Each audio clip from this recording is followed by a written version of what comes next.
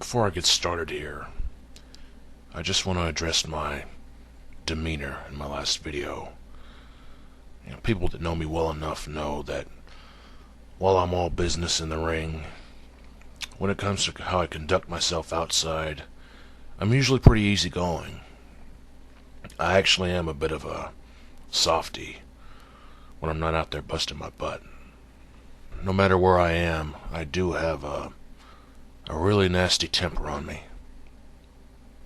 So to DWI management, ADS, BDS, I again offer my apologies if anything I said may have caused some sour feelings.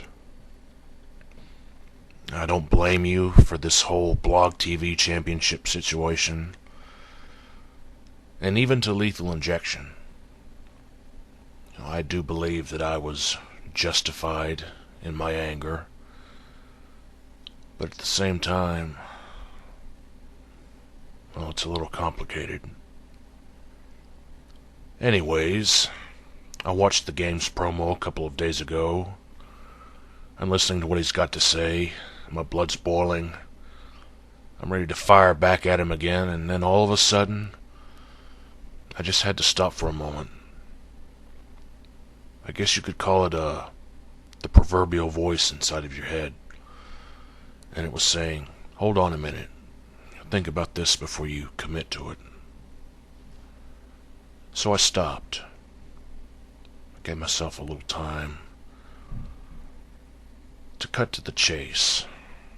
This whole back and forth thing. You rant on me, I rant on you. I can't do it. Not with you guys. Not anymore. It's a little easier in some cases, but here it's just too damn personal. You and I, we go back a bit. Now, pretty much most of the people in the DWI know about this, except for maybe some of the new faces. Just in case there's any confusion, here's a little history lesson for you. It was after July 31st last year that I was being contacted by Lethal Injection. Back then, besides Doc Zilla and Triple H Game 99, there was also the Rugged Rebel that was a part of this stable. And by the time August 13 comes around, I'm officially a part of the LI stable as their lethal enforcer, so to speak. Though truth be told, I was pretty much a part of the fold much sooner than that. I hadn't been with the DWI for long.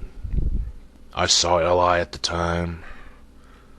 Not the most popular bunch as far as the other wrestlers went, but there was something about them that caught my eye.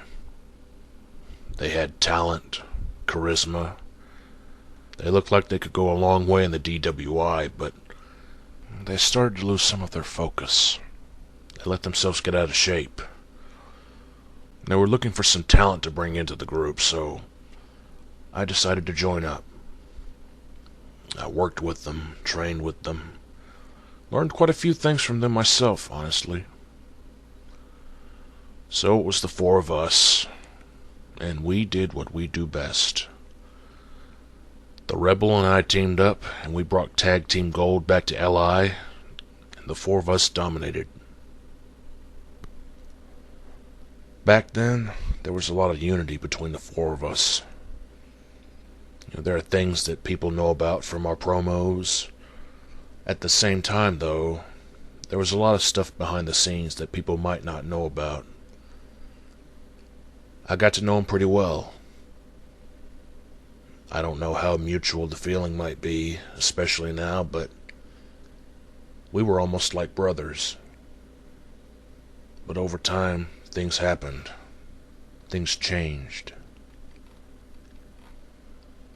I'm not ashamed to no longer be in the Lethal Injection. I've seen what it started to become. I just don't want a part of it. But it's just a goddamn shame that things had to turn out like this.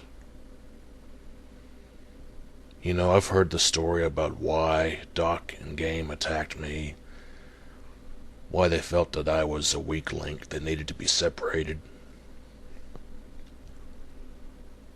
It just does something to you when people you once trusted suddenly turn on you. They try to shorten or end your career. I once called you guys my bros, and just like that, everything changes. I've sat here, listened to both of you from afar, all the things that you've had to say. Your promo that I watched, Game, I heard that anger, that bitterness.